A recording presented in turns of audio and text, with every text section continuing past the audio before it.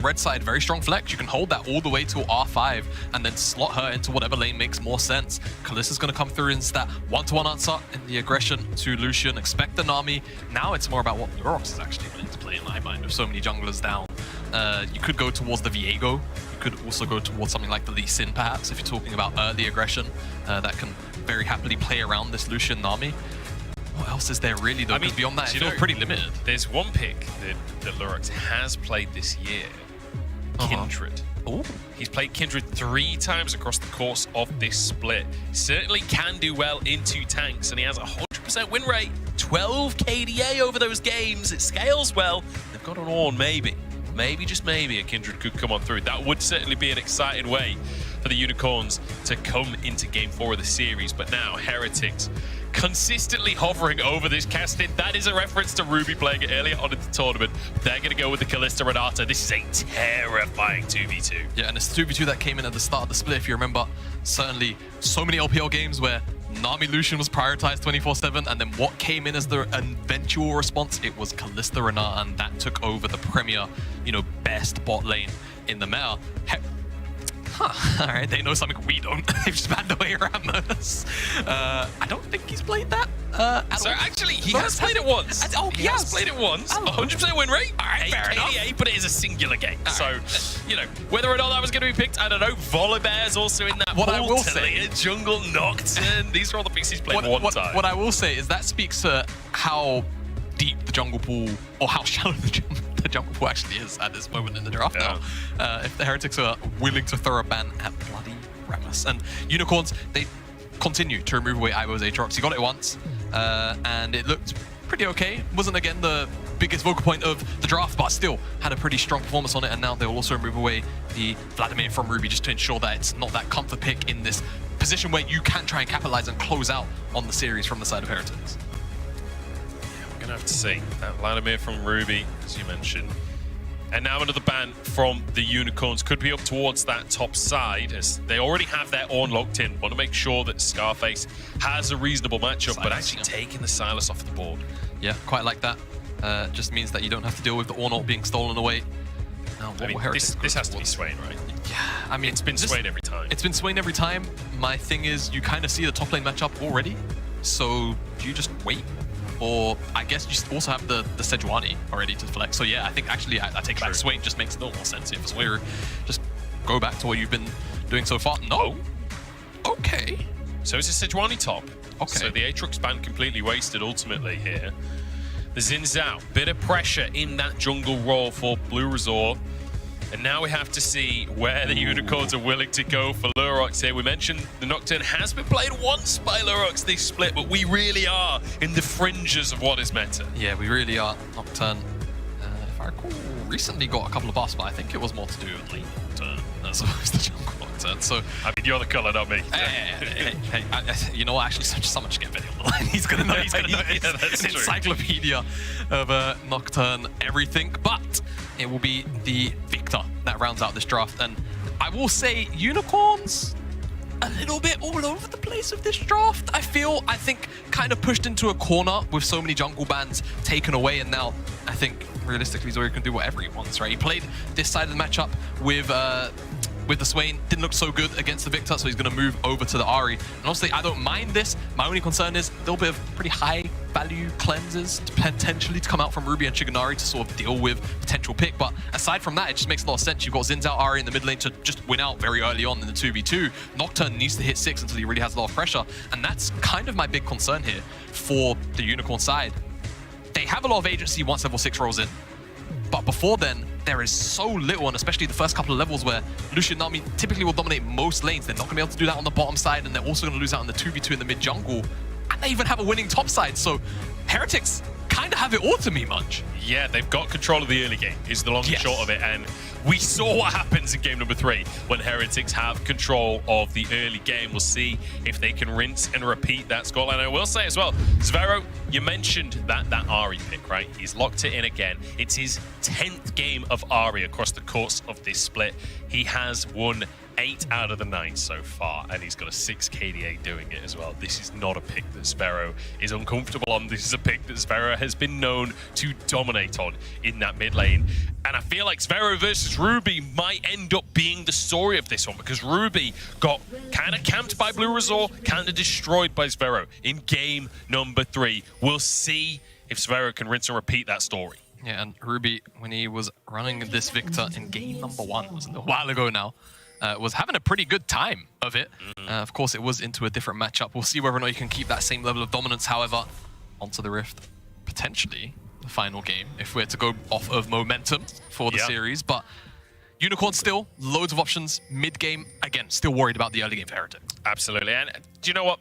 We're going into game number 4 here. Heretics with the momentum right now. They're on match point, and they're representing the Superliga here for Spain. They're representing their first seed in their region, and they're representing, as would Unicorns be, the only team moving into semi-finals that aren't an LFL team. A lot of pressure on the shoulders of these players. They're desperate to get this win on the board. Aibo, not been to the semi-finals since 2018, and he would love to make it once again.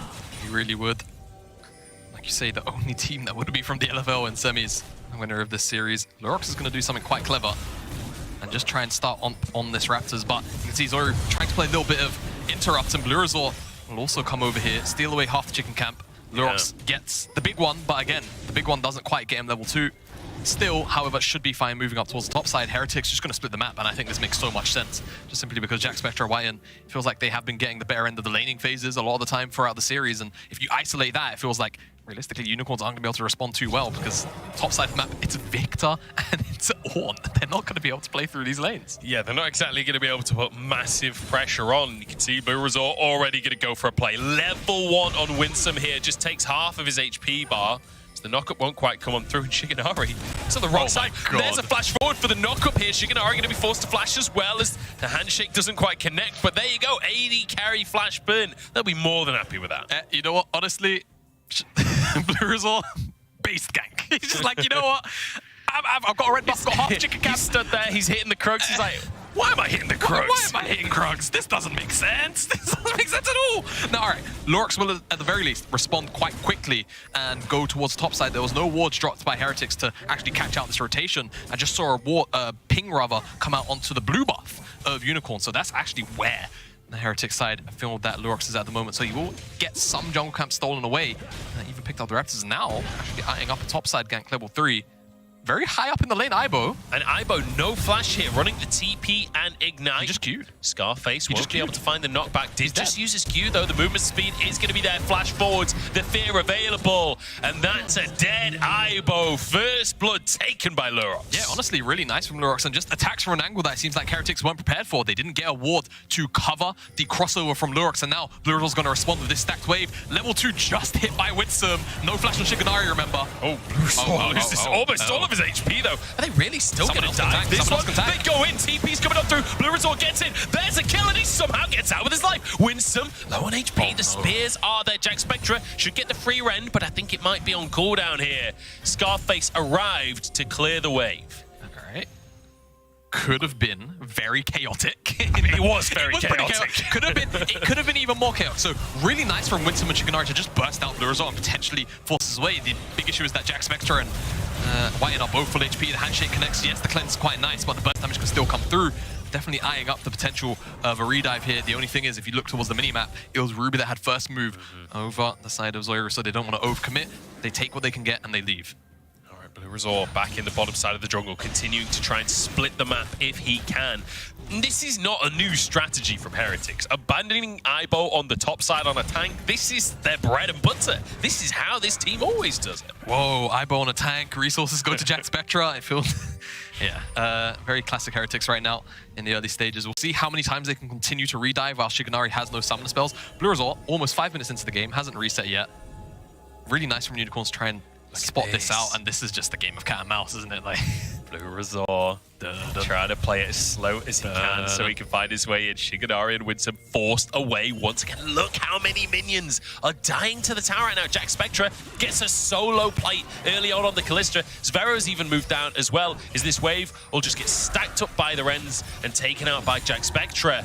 And look how many minions have gone down. This is disaster for Shigenari, but Jack Spectra has gone too deep on this one. The exhaust keeps him alive, but here's Lurox, and the bailout isn't going to find a kill. Jack Spectra's down. It's going to be trade though. Lurox flashes away. He survives, and Shigenari finds one as well. Whiting's too deep. Ruby with a double, and disaster for Heretics. It's a complete catastrophe. Heretics just overstay their welcome. Lurox shows up from a reset, comes in, cleans up, and there's 2 kills that go over to Ruby. No one stops Ruby from entering that fight either. You would think that maybe Zoya would hang a little bit further back, try and control this choke here at the Tri-Brush. I think Ruby ends up just flashing over to commit on top of this fight. And Jack Spectra, I just don't know. He just stepped too far forward. Just a simple misplay. Nothing else to really add. And back of it, Ruby manages to pick up 2 additional kills. Blue Resort has nowhere to go. Just over-eagerness to try and force this play to continue from Heretics. And the Conqueror from Lurox, so clutch there at the last second to keep him going. Ruby now 2-0-1 on the Victor on that scaling mid laner. And we talked about the fact that it's all about Heretics trying to maintain pressure, trying to find an advantage in the early game. They've tried too hard to make that happen. And now they're the ones staring down the barrel of 1,500 gold lead down at 6.5 minutes. Now, they will band-aid this at the very least with this very, very early Ocean Dragon. So I think all things considered, could be a lot worse. Imagine if Unicorns were able to actually pick up the Dragon on the back end of that as well, maybe get a stack going. And another thing I want to really highlight here is actually Jack Spectra's XP difference compared to Shigenari is up a full level. Now, there will be a little bit of rubber banding, to say the least, but still, we'll be able to hit level 6 first and maybe continue this momentous amount of pressure. And look where Blue Resort is as well. Just going to keep this going on the bottom side. Shigenari does have both summoners up, though, so this should be a difficult dive to pull off. You can see that the bottom lane of Heretics low on those summoner spells currently, but just look at the CS difference between these AD carries, right? It's a Noon Quiver against the pickaxe with the 2 swords as well. And you can just expect that Jack Spectra probably going to recall on this one. And as you say, the XP difference is really going to be the thing to look at in the bottom lane for the time being. Yeah, level 6 is going to be hit by Jack Spectra in the next sort of wave and a half, maybe. So we'll see whether Fate's cool plays can be made around that timer. Speaking of levels and timers, Lurox is level 6. And as the old saying goes, the first ultimate usage from, what is it, Twisted Fate, Shen, Nocturne. Those are the big 3 globals, shall we say. That often gets spoken about as, if they have a first successful ultimate, normally the rest go okay. So we have to see. Normally, it's a good measuring stick. You started this with like, this is the prophecy. You ended it with, if they do well first, it can be okay. Yeah, it can be okay. It's not exactly Aesop's Fables, is it? No. But traditionally, Nocturne, the kind of champion where if he does get that first ult off and it yields pretty big benefits, he can continue to kind of snowball wherever he initially hit the map. Yeah. If the darkness does succeed, then your jungler will get feed. There you go, there's your Fable. Scarface going to start off the Herald by himself here. You wouldn't make a great bard. No? No. I can play guitar rather than the lute, so it doesn't really work for a bard. Hey, me too. We could run like a duo bard or something. I don't know how that. Yeah. I mean, bard has to be run as a duo, right? As a support, so. Yeah, that's true. All right. But look, this is actually, I'm pretty sure, the first Herald of this entire series for the Unicorns. It's been Heretics controlling that. That's true. The entire series so far. And right now, they're the ones with the gold lead, and that's the objective that gives gold, right? The only issue is, what you're seeing on our screens right here. And I will once again highlight right here, Jack Spectra, XP, Shigenari XP. It's a bit meaty, and hopefully for Shigenari, he can find some way back in, because he's going to very slowly start to fall behind in gold. And the thing is as well, this Lucian pick is one of those picks that does need to get an impact going, does need to get into the mid game strong, and that's just not going to happen at this point. That ship has sailed, so it's going to be down to Ruby in the mid lane on this Victor to be the premier carry for the squad when it comes to you know, the mid-game fights when it comes to trying to fight over the Drakes, over the Barons. Yep, shut down in game number 3, Ruby was. This time it's Shiganari that's being shut down, and Lucian as well, as the pick has been doing so well this series. Now it's the first time we're actually going to properly see it struggle. Ruby will have to step up for his team after being hard-focused. Had a pretty free time in this laning phase. Got those 2 kills. He's up 1,000 gold pretty much on Zoiru. Let's see what he can do with it. Even gets donated the first blue buff. That's rare for 2022 standards, so let's see what he can do. Ruby already with that blue buff, going to be able to just clear these waves away very comfortably and start to get some pressure, some priority in that mid lane over Zvero. And with the first strike, Shiganari as well, first strike, there's a massive amount of burst damage available to this team. But look at this. Jack Spectra going to get his 3rd solo play of the bottom lane. That is terrifying. And now you'll see him go back to base. He's already got his boots. He's already got his Noon Quiver. I'm curious what he'll finish off here. Just going to be a Vamp Scepter coming in the end. It's not that long. Oh, and a cult. It's quite late for a cult, I will say. But hey. That is one of those bases where, like, so my assumption is he didn't have 600 gold for an agility cloak. And he just said, you know what, I'm free farming anyway. Like, the odds are he's going to hit 200 CS this game. Hit 200 CS. So probably won't need the item slot. Like, I'm not super averse to it. It will slow down your second item slightly, or it'll slow down his first item slightly, in fact. But with the lead that he's got, I'm not sure he's too worried about that. It's more about the mid-jungle. And I think we have to kind of revisit something we said just after Champ Select, right? Is that Blue Razor and Zvero had the mid-jungle 2v2. Yes. They had the strength there versus this Nocturne and Victor combo. But because of the way things went in the bottom side, it ends up being Lurix and Ruby that are the stronger ones. Yeah, right now they're the ones that picked up the gold, the kills. The XP lead once won as well on both sides. Really need to see where Lurix will actually strike with this Paranoia, yet to use it. And I think at the moment, it's definitely kind of tough, right? You go to the top side, it's just the Sejuani. The mid lane is obviously Spirit Rush, RE, 3 charges. Bottom side, it feels like Jack Spectra so damn hard to kill, not only because he's so fed, but he's got the exhaust, he's got flash, he's going to have bailout on top of that. Renar ultimate as well. There are so many things to keep these targets alive. So I think Lurix is just struggling to find setup right now because the lanes, frankly, just can't provide it for him. And to be honest, I don't actually mind that he's not being super proactive on the Nocturne, right? Because, you know, you think of Nocturne, you think level 6, you got to go in. But actually, you got a Victor and an Ord on your team. It's not like, it's not the end of the world. When you look at scaling in this lobby, it's very clearly on the side of the unicorn. So if you can play it slow, you play it slow. And, you know, the old saying is the observers pick the dragons. Is that safe? It is the same. I'm not sure. I think we grew up in different places. I've never heard any of these. We may have. That one comes from Viper.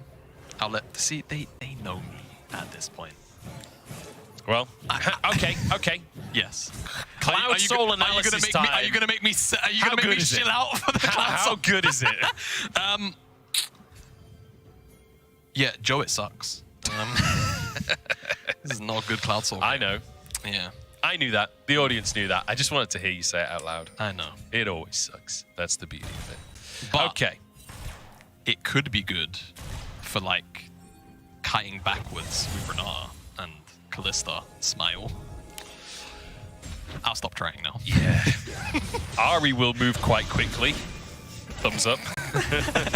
Okay, Blue Resort going to be clearing from his top side here. And I feel like we're in for a bit of a slow one here because the snag that we're hitting for the side of Heretics is that they've drafted this composition where they want to be really aggressive in the early game and snowball from there. But they've gone a little bit too aggressive in the early game. It's a classic blunder. It's like never go against a Sicilian when death is on the line. You know, it's that kind of blunder. I'm too young for that reference. Okay. Well, someone in chat definitely got that reference. I promise you that. It's the voice actor of Rex off of Toy Story that drops that reference. And I'll give no more explanation. Here we go, culling at the bottom side. Jack Spectra going to tank it up. His White-in saved by the face call. All right. Not too bad for the Unicorn side, considering how the lane's been going. But because of things like Jack Spectra, you know, having to opt into those tier 2 boots because he's playing Callista, and just in general, I guess, the Cole purchase, he's actually down an item on Shiganari right now. Shiganari has the Gale Force! Oh, the exhaust comes through! Oh, the tidal wave! It's a tsunami for Winsome! Despite being put so far behind, question mark, or Jack Spectra getting all of these plates, you feel like it's actually the Heretics bottom lane that have the advantage, but you just have to look at the inventories. It's the Gale Force that's there, it's the Mandate that's already in pocket for the Nami, and so much damage comes out. I mean, sure, Jack Spectre is what, 65, 70% HP, but it doesn't really matter. Even through the exhaust, just gets one-shot tidal wave.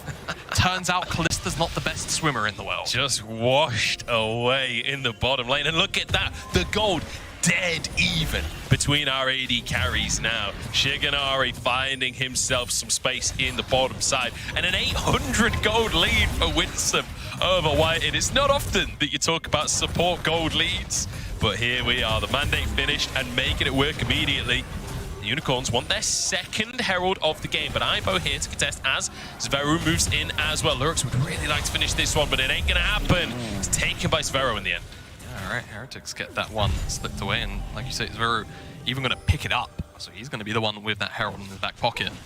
Still down several thousand gold. Unicorns, again, spoken about the scaling. Dare I say, they may actually just kind of give up the next dragon because it's Cloud. And I thought you liked Cloud. I thought you were meant to be the Herald of the Cloud. I am, I promise. But what I will say about Cloud is because of its contextual strength, when you...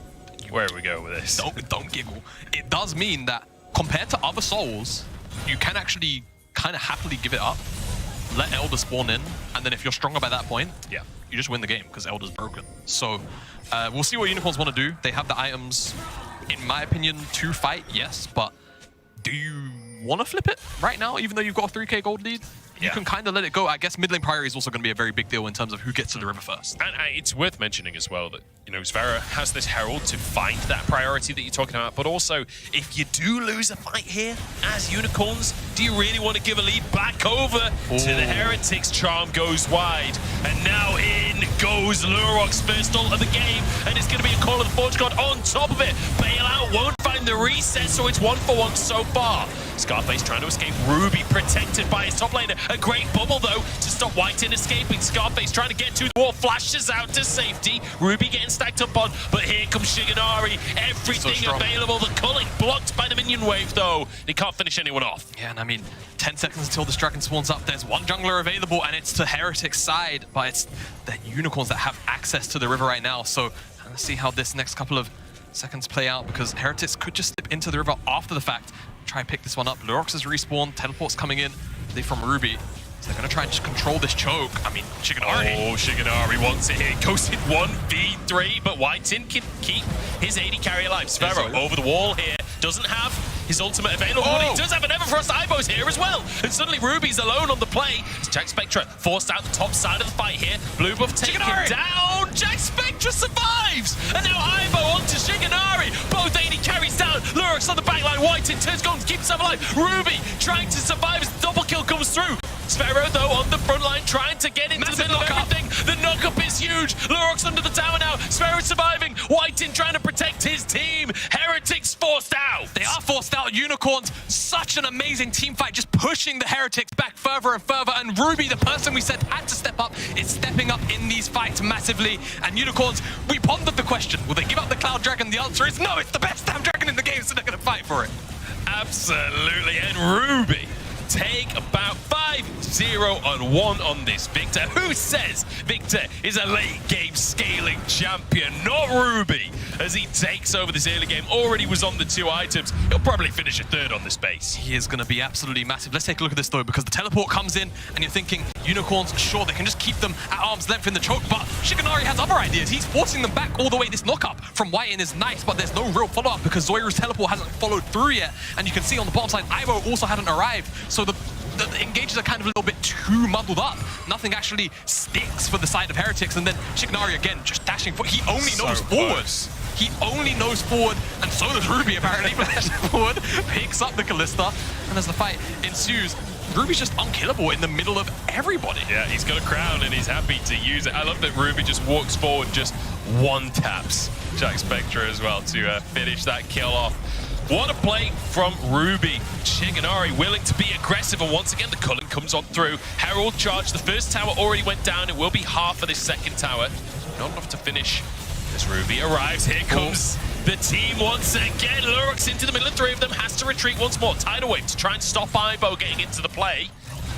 It's a 3,000 gold lead for the Unicorns, and everything is kicked off, Giovanna. It's just fist fight after fist fight, man. Lurox constantly going for Zoiru here, so close, slipping away. Yet again, the Ari does. Now they're actually looking onto Scarface. That ultimate goes wide, but the stun won't. Yeah, that's going to be... Oh, a 4-person knock-up here. Whited escapes with his life, forced to flash, but hey, in a 4v1, you'll take the flashy play at least. Yeah, and I mean, I don't even know Heretics yet. They will be able to get this tower at the very least. That Demolish proc, everybody else showing up. They'll take that tier 2, a lot of gold to kind of give to 3 members here. This feels like it's fairly consistent that Heretics are managing to find these positive trades across the map here as Vero will be able to... Oh, that's charmed underneneath the tower. Ruby, he took, what, was that 4 tower shots in a row there? So a lot less pressure than there was on this top side. Yeah, they'll have to back away. Lurox's ultimate is coming back up, but the unfortunate scenario is that so is Zoiru's literally 3 seconds later. So there will be no play to be had here, and it looks like a reset will just come through. Mid lane, tower was taken by Shigenari, so a lot of gold being thrown back and forth. And right now, I guess the important thing to know is that Shigenari is actually at IM parry with Jack Spectra. Sure, he doesn't have the tier 2 boots, but he's got the 2 IM completions, and that's all he really needs. Yeah. When you kind of look at the Unicorn side as well, the items are more or less ahead or even in every role except for Scarface right now, who can just build his Frozen Heart on the Rift anyway. Yeah, it's not like Ornn is one of those champions that's super item reliant. No, he's going to be chilling. He's going to be okay, regardless of if he falls a little bit behind in terms of items. Ruby trying to grab his blue buff here, but that will not be allowed. Ibo dives into the play in Lurox, using that paranoia just to try and dissuade the engage from Heretics. Blue buff probably going to reset again here, but actually no, taken by Blue Resort. Here we go with the Forge God as Sphero trying to escape. Good Spirit Rush at the last second to dodge the knockup, but the Unicorns aren't done just yet. Jack Spectra's on the front line right now. He will be taken down. Another Tsunami comes on through, and Winsome taking names right now. Supportal combat as he gets his 3rd kill. Does he have a Medjai's or something? What's going on? He's just writing them down one after the other, and now they can go towards the Baron here. Blue Resort, he's on the upside wall, he's got flash, he's in Zao, he doesn't even really need it to get inside the pit. Is this a flip that Unicorns are really willing to take right now when they are down series point? It looks like the answer is yes. This Baron is being burned down slowly but surely. It's at 7k. They don't have much sustain though, and I feel like they are slowly but surely just being poked down by the Baron. They have to back away. And like you say, Blue Resort's there, has his smite available. This is not something you want a 50-50 when you are on the cusp of being knocked out of EU Masters. Exactly, and Jack Spectra gets clipped by that first ultimate. Shigenari's cleanse comes out late, and I'm thinking at this point maybe Unicorns can just disengage, walk away, maybe get something in the mid lane. But yeah, you said Jack Spectra, he's on the front line. He was also at the front at the front of the line to die, apparently, in Winsome's eyes as he picks up a double kill. They go towards the Baron, but again, stripped to whip. Okay. Lurox has got a kill. I have no idea what the context is there, but hey, we take those. Lurox finds himself a bonus. Nocturne's broken, I guess? Like, how does that happen? Oh, Ibo stops the recall. I don't think Lurox can win this one, and I don't think he can get back to the tower in time. That's a meaty fear. Okay. Right. Ultimate, dodge it, Lurox. He's actually just going to walk away from this one. Flashes out to safety. Oh, Baron though? Question mark? No, doesn't look like it's going to be doable. Yeah, let's get a look at this. Does Zoiru just not quite have flat? Yeah, no ultimate. He's just clearing. Yeah, it's just this is a bit of greed from Zoiru. Unfortunately, I think he probably was relatively close to an IM. Otherwise, you wouldn't see him stick in the side lane like that. Okay, I take it back. Baron is on the table. Yeah, Heretics starting this one off. They're looking for the fight. Though Scarface, the target is.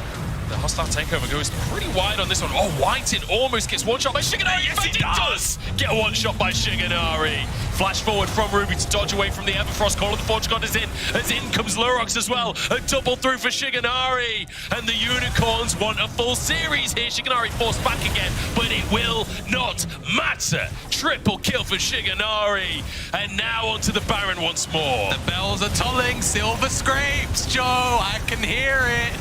Unicorns, they're going to pick up the Baron here, almost certainly. Mid lane tower will be picked up. Oh, actually, Ruby, he's going to get picked up himself. The Baron should still go the way of the Unicorns. Question is, what's going to happen with the Dragon in 15 seconds time is when Blue Resort respawns. There's the Baron. Takes a little while. Then they can let it go, come back out to the map and siege with this Baron buff. But I don't think they'll be able to get themselves this Drake, right? Zvero should be able to start this one off. He's got a Callista on the way as well. With Ruby not on the map, this is a 4v5 in favor of Heretics. Surely this should be their Drake, and that will be Soul Point as well. be But the it's soul Cloud point. Soul. It's okay. All right. You were waiting. But hey, look, I'm just upset that we've got Cloud Souls, but then the Cloud Souls haven't been good Cloud Soul games. And we've not really seen any souls. And we've not actually seen any Souls this series, yeah. I think we saw one in the first game, maybe. I don't think we got to that point, but yeah, you can see Whiten, Shiganari, Lucian, one-shot, broken champion in this series, apparently. And then this engage here just followed up so nicely. Jack Spectra just can't do anything. He's got a Chaos Storm on top of him, he's got a Forge God on top of him, and unfortunately, he's also got a Nightmare on top of him.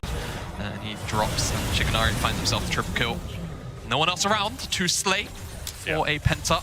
Try and match Jack Spectra's game 3, but he is certainly looking to get as aggressive as he can right now. 3 items, upgraded Gale Force Typhoon, he is ready to fight.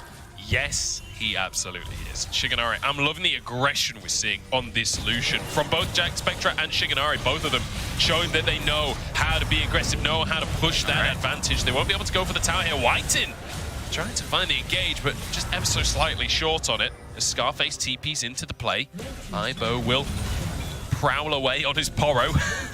It's sort of bouncing.